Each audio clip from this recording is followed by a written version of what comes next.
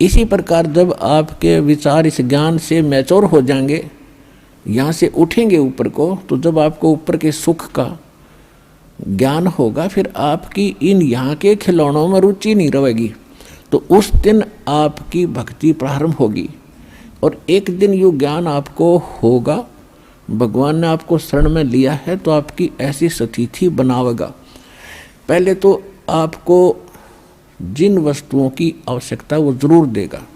अब आप यहाँ आते हो तो कोई तो रोग से दुखी है, कोई कर्जे से दुखी है, कोई पुत्री के साथ कोई गलत घटना घट रही है भाई, कोई किसी केस से पीड़ित है, कोई किसी कारण से। और जो भी ज्ञान और भक्ति दी जाती है आपकी वहीं नष्ट हो जाती है, क्योंकि आप भक्ति करते हो, फिर 36 आपके ऊपर आपदाएं हैं, उनसे अर्जी लगाते हुए भगवान ने हो जाती, वो आपकी साथ साथ खत्म होती है। तो परमात्मा आपको कैसे ठीक करेगा? एक बार किसी के ओठ का चोट लगी, ओठ के, और किसी ने दवाई बता दी कि इसके होठ के हलवा बना के बांध दो। अब थोड़ा सा हलवा बनाया 10-20 ग्राम देसी घी का, उसके ओठ पर रख दिया, ओठ पर रखते हो भीतर कर गया, भूखा था, उसने फिर दरिया वो फिर खा गया। एक समझदार से ने बताया कि अच्छा बना दो, और पहले इसने भीतर से भरो, जब ओठ पर टटेगा, अंदर से फुल करो इसको, जब टेकने देगा ये ओठ पे। तो ये परमात्मा पहले आपको अंदर से भरेंगे, और जब इस औषधि ने ओठ पे टेकने दोगे आप, जब आप ऊपर न चालन की सोचोगे,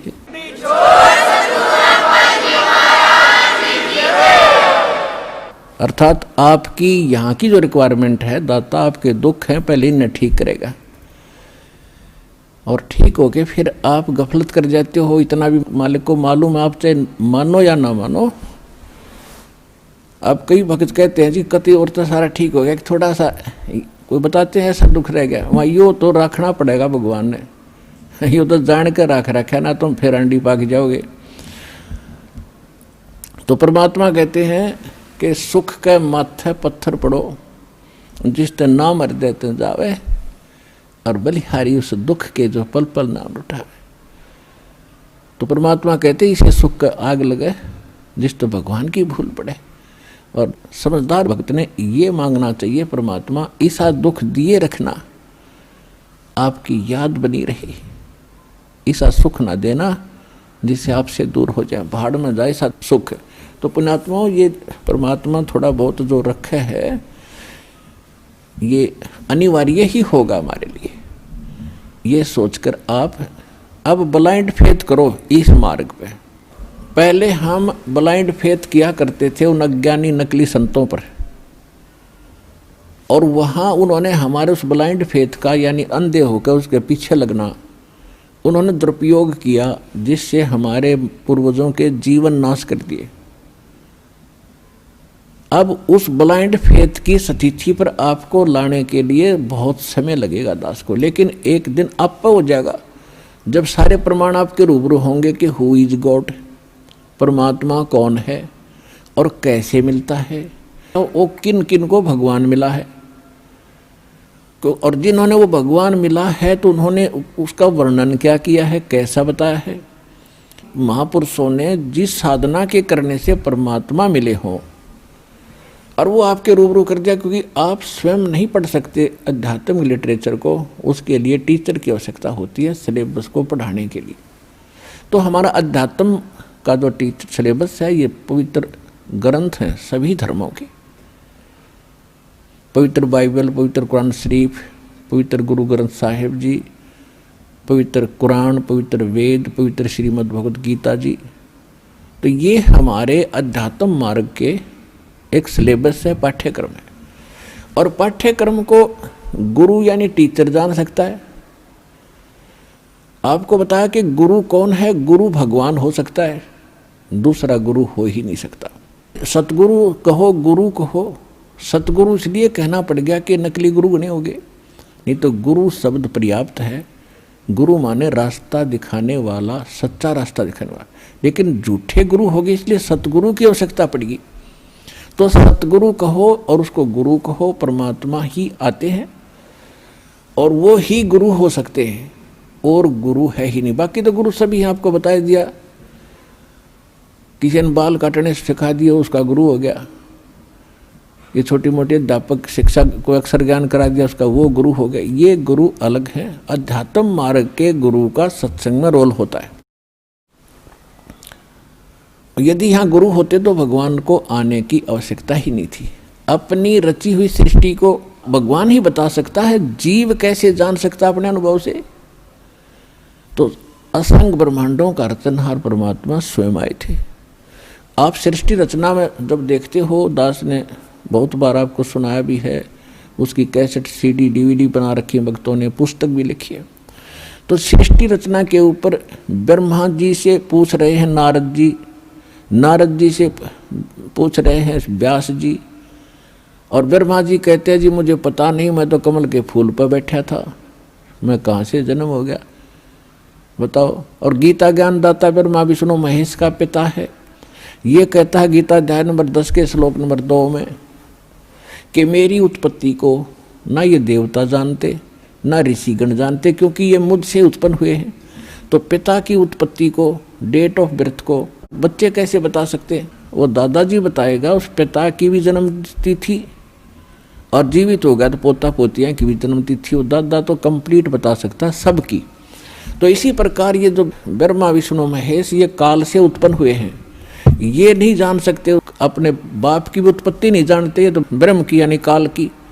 और परम पिता परमात्मा जो सबका पिता है, सबका दादा है, सबका रचनहार है, कबीर भगवान, उसने आकर इनकी सबकी डेट ऑफ बर्थ बता रखी है, इनकी उत्पत्ति बता रखी है, इंक्लूडिंग सरपुरुष, अक्षर पुरुष और ब्रह्मा विष्णु महेश तक की, और सभी की।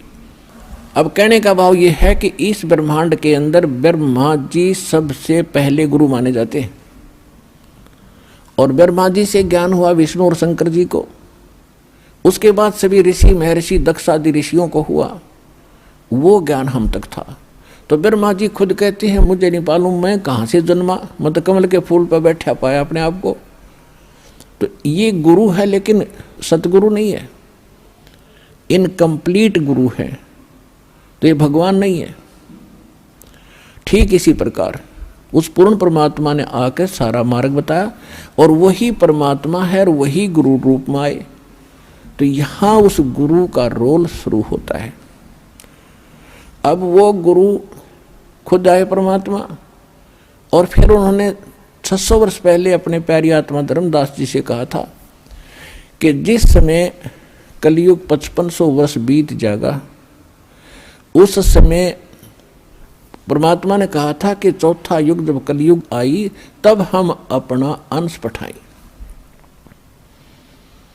और काल फंद छूटे नरलोई सकल सृष्टि परवानिक होई। कलयुग बीते 5500 पाचा, जब यो मेरा वचन होगा साचा।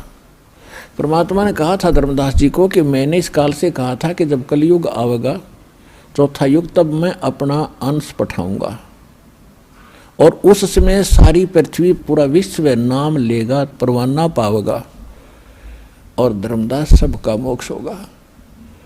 तो धर्मदास जी की यह बात समझ में नहीं आ रही थी, क्योंकि उस समय कबीर भगवान जब आए थे 600 वर्ष पहले, तो उनका इतना विरोध था, कोई बात सुनकर राजी नहीं था, उनके नाम से भी नफरत हो गई थी लोगों को।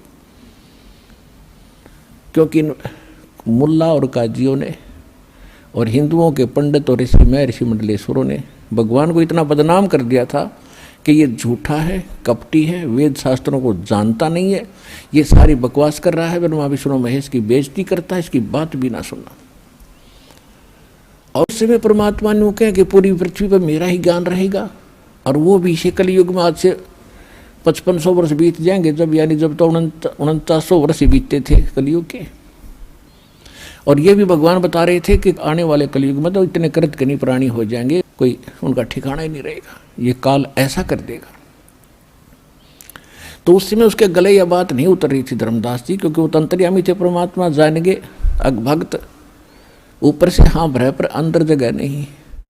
तब परमात्मा ने कहा था कि ये जो मैं कह रहा हूं ना पूरा विश्व नाम लेगा, ये वचन मेरे उस समय सच्चे होंगे जब 5505 वर्ष बीत जाएगा कलयुग।